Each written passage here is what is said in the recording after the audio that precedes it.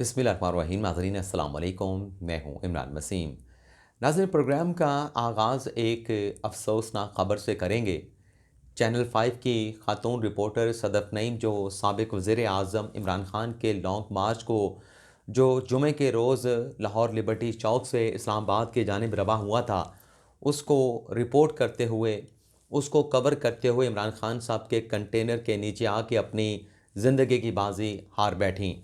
और इस अफ़सोसनाक ख़बर से मुतल्लिक़ जो अब तक की इत्तलात सामने आई हैं, उसमें यह कहा गया है कि ख़ातून रिपोर्टर जो हैं वो साबिक़ वज़ीर आज़म इमरान ख़ान का मुख्तसर सा इंटरव्यू करना चाह रही थी और उन्हें कंटेनर से इशारा करके कहा गया कि चलते कंटेनर से, जो कोई ज़्यादा स्पीड में नहीं जा रहा था, कि आप इस पर सवार हो जाएँ और आके आप ख़ान साहब का मुख्तसर इंटरव्यू कर सकती हैं। अब इसी इशारे के ऊपर वो कंटेनर में सवार होना चाह रही थीं, लेकिन इम्बैलेंस हुई और गिर के वो कंटेनर के नीचे आईं। वहाँ से उन्हें फ़ौरी तौर पे हॉस्पिटल मुंतकिल किया गया, लेकिन रास्ते में खातून रिपोर्टर सदफ़ नईम जो है, वो अपनी ज़िंदगी से जो है वो हाथ धो बैठीं। और इसके बाद खान साहब ने वहीं पे ऐलान कर दिया कि आज चूँकि एक हादसा हुआ है और खातून रिपोर्टर अपनी जाँ बहक हुई हैं, उस पर खान साहब ने जो वर्सा थे खातून रिपोर्टर के, उनसे हमदर्दी और ताज़ियत का इज़हार भी किया और अपने लॉन्ग मार्च को आज की तारीख़ तक जो है वो कॉल ऑफ कर दिया, उसका इख्तिताम कर दिया। अब सवाल ये पैदा होता है कि वो शख्स कौन था जिसने चलते कंटेनर से इशारा किया कि आप आ जाएँ कंटेनर पर और आके खान साहब का इंटरव्यू कर लें। चाहे वो खातून रिपोर्टर हों, चाहे एक मर्द रिपोर्टर हों, चाहे कोई ऑर्डिनरी सा शख्स ही क्यों ना हो, नौजवान क्यों ना हो, कैसे कोई कंटेनर पे ठहरा एक शख्स जो है किसी को कह सकता है? और ऐसे आलम में जब कंटेनर के साथ बहुत ज़्यादा लोग जा रहे हैं और इम्बैलेंस होने का ख़तरा भी अपनी जगह पे मौजूद है। लेकिन बहरहाल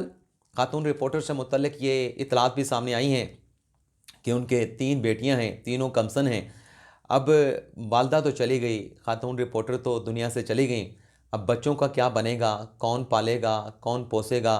कैसे वो परवान चढ़ेंगी? इस पे आप और हम सब जो है वो तसव्वुर ही कर सकते हैं। दूसरी खबर भी नाज़रीन एक हादसे से मुतल्लिक़ है जो आज होते-होते रह गया। सादिक संजरानी और उनके साथ मौलाना फज़ल रहमान की जमात के 2 सेनेटर तला महमूद और मौलाना अब्दुल गफ़ूर हैदरी, जो डीआई खान में मौलाना फज़ल रहमान के भतीजे की शादी में शरीक होने के लिए जा रहे थे, लेकिन रास्ते में गाड़ी का हाइड्रोलिक जो है वो फ़ेल होने की वजह से गाड़ी जो है वो काबू से बाहर हो गई। लेकिन अल्लाह का करम हुआ कि गाड़ी जो है किसी बड़े हादसे जो है वो बाल-बाल बच गई और तीनों जो सेनेटर हज़रात थे, बशमूल चेयरमैन सेनेटर सादिक संजरानी, वो किसी बड़े हादसे से महफूज रहे। अगली खबर नाज़रीन आज़म सवाती साहब से मुतल्लिक़ है। चीफ जस्टिस ऑफ पाकिस्तान ने उनके तशद्दुद के मामले का नोटिस लेके मामला जो है वो DG HR cell supreme court को रेफ़र किया है और उस पर कल वसीम शहजाद, जो कि पाकिस्तान तहरीक-ए-इंसाफ के सेनेटर हैं, उन्हें मौक़िफ़ देने के लिए जो है वो तलब कर लिया गया है। लेकिन इसके बाद आज़म सवाती साहब का एक स्टेटमेंट सामने आया है जिसमें उनका ये कहना है कि मेरी गिरफ़्तारी की जो सीसीटीवी फुटेज है उसको अदालती तहवील में लिया जाए। आज़म सवाती साहब कहते हैं कि उस फुटेज से ये पता चल पाएगा कि मुझे जब गिरफ़्तार किया गया तो एफआईए के एहलकार थे या उसमें कौन सी एजेंसी के एहलकार थे और मुझे कहाँ से और कब और कैसे गिरफ़्तार किया गया, ये सारी हकीकत अगर सीसीटीवी फुटेज को अदालती तहवील में ले लिया जाए, प्रोटेक्ट कर लिया जाए, तो ये तमाम चीज़ें, इन तमाम सवालों का जवाब जो है वो सीसीटीवी फुटेज से जो है वो मिल सकता है। अगली खबर नाज़रीन दोस्त मोहम्मद मज़ारी, जिन्हें गुज़िश्ता रोज़ जो है वो महकमा एंटी करप्शन पंजाब की जानिब से गिरफ़्तार कर लिया गया था, आज उन्हें मकामी अदालत में पेश किया गया और उनके 14 रोज़ा जिस्मानी रिमांड की इस्तदा की गई। लेकिन अदालत की जानिब से महकमा एंटी करप्शन पंजाब के 14 रोज़ा जिस्मानी रिमांड की जो इस्तदा थी, उसको मुस्तरद करते हुए दोस्त मोहम्मद मज़ारी, साबिक़ डिप्टी स्पीकर पंजाब असम्बली, उनके 2 रोज़ा जिस्मानी रिमांड को जो है वो अलाउ कर दिया गया, उसकी इजाज़त दे दी गई और एंटी करप्शन के हुकाम को कहा गया कि मंगल के रोज़ आप जो है वो दोबारा दोस्त मोहम्मद मज़ारी को अदालत के रूबरू जो है वो पेश करेंगे। अगली खबर नाज़रीन फवाद चौधरी साहब से मुतल्लिक़ है और ख़बर यह है कि फवाद चौधरी साहब ने अपनी पार्टी के रुकने सूबाई असम्बली, रुकने पंजाब असम्बली यानी एमपीए पे मुकदमा दर्ज करवा दिया है और बड़ा ही दिलचस्प मामला था जिस पर यह मुकदमे का इंदराज जो है फवाद चौधरी साहब ने अपनी पार्टी के एमपीए पे करवाया है और ये मामला था पेनाफ्लेक्स जो है वो लगाने का। पहले पेनाफ्लेक्स जो है वो जिस एमपीए पे मुकदमा दर्ज हुआ है उनका नाम यावर कमाल है, उन्होंने अपने पेनाफ्लेक्स लगवाए हुए थे, लेकिन वो पेनाफ्लेक्स उतार के फवाद चौधरी साहब के जो कारकुनान थे उन्होंने यावर कमाल के पेनाफ्लेक्स उतारे और फवाद चौधरी के पेनाफ्लेक्स लगा दिए। और जब यावर कमाल साहब को, MPA साहब को पता चला कि उनके पेनाफ्लेक्स उतार के फवाद चौधरी के पेनाफ्लेक्स लगाए जा रहे हैं, तो उन्होंने फवाद चौधरी के पेनाफ्लेक्स को उतार के अपने पेनाफ्लेक्स जहाँ से उतारे गए थे वहाँ पे अपने पेनाफ्लेक्स जो है वो लगवाने शुरू कर दिए। तो इस मामले पे झगड़ा हुआ और फवाद चौधरी साहब ने अपनी पार्टी के MPA के खिलाफ जो है वो मुकदमे का इंदराज करवा दिया है। इसके साथ साथ आज फवाद साहब का एक और स्टेटमेंट भी सामने आया है जिसमें उन्होंने ये दावा किया है कि जब लॉन्ग मार्च इस्लामाबाद पहुँचेगा तो लॉन्ग मार्च के साथ 10 से 15 लाख जो है वो इसमें शरीक होंगे। अब हमें अच्छी तरीके से याद है कि जब सुप्रीम कोर्ट में मलिका बुखारी साहबा के साथ उन्होंने गुफ्तगू की थी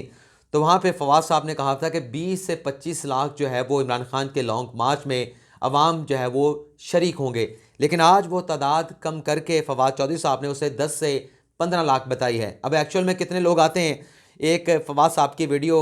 जब खान साहब का 25 मई का लॉन्ग मार्च था, आपका गालिबा नाजरीन ने वो वीडियो देखी होगी, जब वो जेहलम से अपना एक मजमा लेके हजूम लेके निकले थे,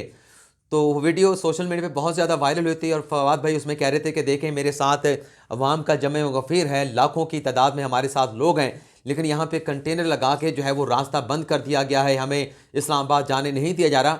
तो उस वीडियो के अंदर कोई चंद दर्जन लोग जो है वो नज़र आ रहे थे जो फवाद साहब के साथ जो है काफ़िले के साथ इस्लामाबाद की जानिब जो है वो आ रहे थे इमरान खान साहब के लॉन्ग मार्च में शरीक होने के लिए। तो ये जो आज 10 से 15 लाख का फिगर फवाद साहब ने बताया है, तो ये भी उसी तरह का 10-15 लाख का फिगर बज़ाहिर ऐसा लगता है, लेकिन वफाकी वज़ीर दिफा ख्वाजा आसिफ साहब का स्टेटमेंट सामने है जिसमें उनका ये कहना है कि अगर खून खराबा हुआ इमरान खान के लॉन्ग मार्च में तो उसका ज़िम्मेदार जो है वो पंजाब हुकूमत और खैबर पख्तूनख्वा हुकूमत होगी। अब इमरान खान के पसे पर्दा मुज़ाकरात और साबिक़ वज़ीर दाखिला चौधरी निसार की एंट्री का क्या मामला है, उस पर आने से पहले जो कल वज़ीर आज़म शहबाज शरीफ ने कहा कि इमरान खान ने 1 माह पहले एक मुश्तरका दोस्त के ज़रिए पैगाम भिजवाया था कि आर्मी चीफ़ की तैनाती जो है वो मिल के करते हैं, मिल बैठ के करते हैं, लेकिन मैंने इस पेशकश को ठुकरा दिया था। और वज़ीर आज़म शहबाज शरीफ ने कहा कि मुझे इमरान खान ने पैगाम ये भेजा था कि 3 नाम आप दे दें आर्मी चीफ़ के लिए, 3 नाम मैं देता हूँ और मिल के आर्मी चीफ़ की तैनाती का जो प्रोसेस है उसको मुकम्मल करते हैं। तो आज वज़ीर आज़म साबिक़ वज़ीर आज़म इमरान खान साहब ने वज़ीर आज़म शहबाज शरीफ के इस बात का उन्होंने रिस्पांस दिया है जिसमें खान साहब ने कहा कि मैंने उनसे बात की थी जो शहबाज शरीफ को इशारों पर चलाते हैं, तुम्हारे पास पैगाम इमरान खान साहब ने कहा मैं क्यों भिजवाऊँगा, तुम तो बूट पॉलिश करने वाले हो। और ये जब खान साहब बात कर रहे थे, अब सवाल ये पैदा होता है कि अगर शहबाज शरीफ के पास कुछ नहीं है, क्योंकि इमरान खान साहब ने यह भी कहा कि तुम्हारे पास क्या पैगाम क्यों भिजवाऊंगा, तुम्हारे पास ऐसा क्या है कि मैं तुम्हें पैगाम भिजवाऊं। तो खान साहब बेशक जो मर्ज़ी कहते रहे, अपने वोटर सपोर्टर को कहते रहे कि मैं शहबाज शरीफ जो कि बूट पॉलिश करने वाला है उसको पैगाम नहीं भिजवा सकता, बल्कि मैंने तो उनके साथ बात की थी जो शहबाज शरीफ को इशारे पर चलाते थे। तो शहबाज शरीफ के पास एक अख्तियार तो है और वो आर्मी चीफ़ की तैनाती का है, और वो आर्मी चीफ़ की तैनाती का अख्तियार जो है वो कोई भी छीन नहीं सकता। आर्मी चीफ़ भी इवन के उसको छीन नहीं सकता, उसमें किसी किस्म की मदाखलत नहीं कर सकता। और ये सोली ऐसा अख्तियार है जो प्राइम मिनिस्टर जो है अपनी मर्जी के साथ, मन मर्जी के साथ इस्तेमाल करता है। और ख़ान साहब इसी अख्तियार में जो है वो चाहते हैं कि मुझे भी इस प्रोसेस के अंदर शामिल करके मेरा मर्ज़ी का आर्मी चीफ़ लगाया जाए। तो बेशक जिनके ज़रिए वो शहबाज शरीफ के साथ रब्ता करने की कोशिश कर रहे हैं, या शहबाज शरीफ जिनके इशारों के ऊपर, जैसे इमरान खान साहब ने इल्ज़ाम लगाया, जिनके इशारों पे नाचते हैं, बेशक उनके साथ खान साहब जितनी मर्ज़ी गुफ्तगू करते रहें, उनके साथ जितना मर्ज़ी इंगेज हो जाएं, उनके साथ बात करें, उनके पास भी आर्मी चीफ़ की तैनाती का प्रोसेस मुकम्मल करवाने या उसे रुकवाने या नया चीफ़ आर्मी चीफ़ लगाने का किसी किस्म का कोई अख्तियार है ही नहीं। तो ये खान साहब का कहना कि मैं उनके साथ राब्ते में था जो शहबाज शरीफ को इशारों पे नचवाते हैं, तो ये वही लोग हैं जिनकी तरफ खान साहब इशारा कर रहे थे, जिसके बारे में खान साहब ने खुद कहा था कि 3.5 साल तक मेरे पास कोई अख्तियार नहीं था, हुकूमत कोई और कर रहा था लेकिन जिम्मेदारी मेरी थी। तो खान साहब आज जो शहबाज शरीफ को सिलेक्टेड कह रहे थे या कठपुतली कह रहे थे अपनी ज़बान से, वो अपनी ज़ात से मुतल्लिक भी इसी किस्म का एतराफ़ कर चुके हैं। अब आगे खान साहब ने एक और बात भी की कि मैं एस्टेब्लिशमेंट नहीं बल्कि अवाम की ताकत के साथ आया था। तो अगर अवाम की ताकत से खान साहब आए होते और काश आए होते तो खान साहब ये स्टेटमेंट कभी ना देते कि मैं 3.5 साल बेअख्तियार वज़ीर आज़म था। और अगर अवाम की ताकत से आते तो खान साहब फौरी तौर पे, जैसे खान साहब कह रहे कि मैं बेबस था, बेबसी का इजहार महसूस करते हुए, बेबसी को महसूस करते हुए खान साहब अवाम की ताकत से आते तो असम्बलियों को पहले 6 माह में तहलील करके दोबारा अवामी मैंडेट लेने का फ़ैसला करते। लेकिन चूँकि खान साहब को पता था कि अवामी मैंडेट नहीं बल्कि किसी और मैंडेट से उन्हें इक़्तिदार में लाया गया, तो खान साहब 3.5 साल तक जो है वो अवाम के साथ चिमटे रहे। और फिर खान साहब ने कहा कि किसी फ़ौजी आमिर की नर्सरी में मैं पला बड़ा नहीं हूँ। चलें, खान साहब जो कह रहे हैं वो उनकी मर्ज़ी है। नवाज शरीफ को एलिगेशन दिया, साबिक़ वज़ीर आज़म ज़ुल्फ़िकार भुट्टो को एलिगेशन दिया। बहुत सारी बातें तो खान साहब से मुतल्लिक़ भी होती हैं कि कौन कौन सी नर्सरी में कौन कौन से साबिक़ जर्नल ने इमरान खान साहब को पाला है। चलें, सादा का नाम नहीं लेते, परवेज़ मुशर्रफ के रेफरेंडम को कौन सपोर्ट कर रहा था? परवेज़ मुशर्रफ के छतरी के नीचे वज़ीर आज़म बनने के लिए, एक सीट के ऊपर मुल्क का वज़ीर आज़म बनने के लिए कौन मारा मारा फिरता था? तो ये मैं सवाल उठा रहा हूँ, जवाब आप नाज़रीन के पास होगा। अब चौधरी निसार साहब की एंट्री कैसे हुई है? और ये एंट्री हुई है नाज़रीन, और जिस एंट्री में नाज़रीन गुफ्तगू हुई है खान साहब के लॉन्ग मार्च और खान साहब की सियासत के हवाले से। चौधरी निसार साहब ने इस्लामाबाद के नवाही इलाके में एक मुलाकात की। उस मुलाकात में चंद सहाफ़ी हज़रात मौजूद थे। उस मुलाकात में खान साहब के लॉन्ग मार्च से मुतल्लिक़ गुफ्तगू हुई तो चौधरी निसार साहब ने ये कहा कि जब तोशाखाना केस में इमरान खान साहब को डिस्क्वालीफाई कर दिया गया, डिस्क्वालीफिकेशन के फ़ैसले के बाद जब अवाम नहीं निकले, इतनी बड़ी तादाद में लोग निकले, एहतजाज किया, लेकिन इतना बड़ा मजमा नहीं था, तो खान साहब को लॉन्ग मार्च की कॉल नहीं देना चाहिए थी। खान साहब को समझ जाना चाहिए था कि अवाम उनकी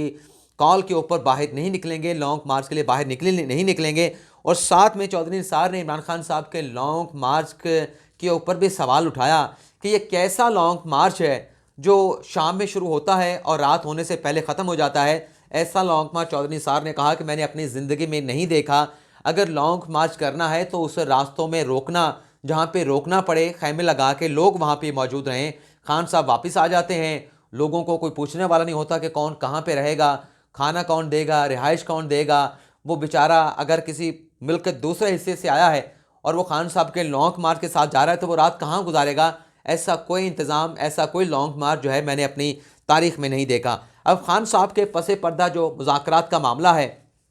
तासुर पीटीआई की क़यादत देती है कि हमारे मुज़ाकरात चल रहे हैं, लेकिन नाज़रीन ख़बर यह है कि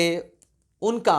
खान साहब के साथ राब्ता है नहीं, और वो खान साहब के साथ राब्ता करने में किसी किस्म की दिलचस्पी का इजहार भी नहीं कर रहे, किसी किस्म की ख्वाहिश का इजहार भी नहीं कर रहे। और उनका कहना यह है कि खान साहब जाने, खान साहब का काम जाने, उनके साथ हमारी तरफ से कोई राब्ता नहीं होगा। लेकिन पसे पर्दा राब्तों से मुतल्लिक़ ये ख़बर ज़रूर सामने आई है कि चौधरी परवेज़ इलाही साहब खान साहब क्योंकि इतना ज़्यादा क्रिटिसाइज़ कर चुके हैं, तो उसके बाद अब चौधरी परवेज़ इलाही साहब मुतहर्रिक हुए हैं। आज भी एक ख़बर रिपोर्ट हुई है कि उनकी किसी आला शख्सियत के साथ मुलाकात हुई है, और वो आला शख्सियत यानी तीसरी जो शख्सियत हैं वो परवेज़ इलाही साहब हैं जो मुतहर्रिक हुई हैं बैकडोर चैनल राब्तों के लिए। और चौथी शख्सियत वही हैं जिस पे कुछ एलिगेशन एक वीलॉग में इमरान रियाज़ ख़ान ने लगाए थे, लेकिन वो इल्ज़ामात लगाने के बाद उस शख्सियत पर इमरान रियाज़ ख़ान को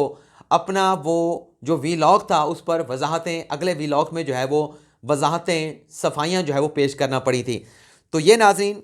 बैकडोर जो मुज़ाकरात हैं उनकी सारी कहानी है। खान साहब को बराह रास्त तो लिफ्ट नहीं करवा रहे, लेकिन चौधरी परवेज़ इलाही साहब कोशिश कर रहे हैं, अपने तय कोशिश कर रहे हैं कि किसी तरीके से दोबारा से खान साहब के राब्ते बहाल करवा के मामलात को जो है किसी करवट जो है वो बिठाया जाए। तो ये नाज़रीन आज का हमारा व्लॉग, आपसे इजाज़त चाहेंगे। अल्लाह ताला हम सब का हामी नासिर हो। अपनी ढेर सारी दुआओं में याद रखिएगा। अल्लाह हाफ़िज़।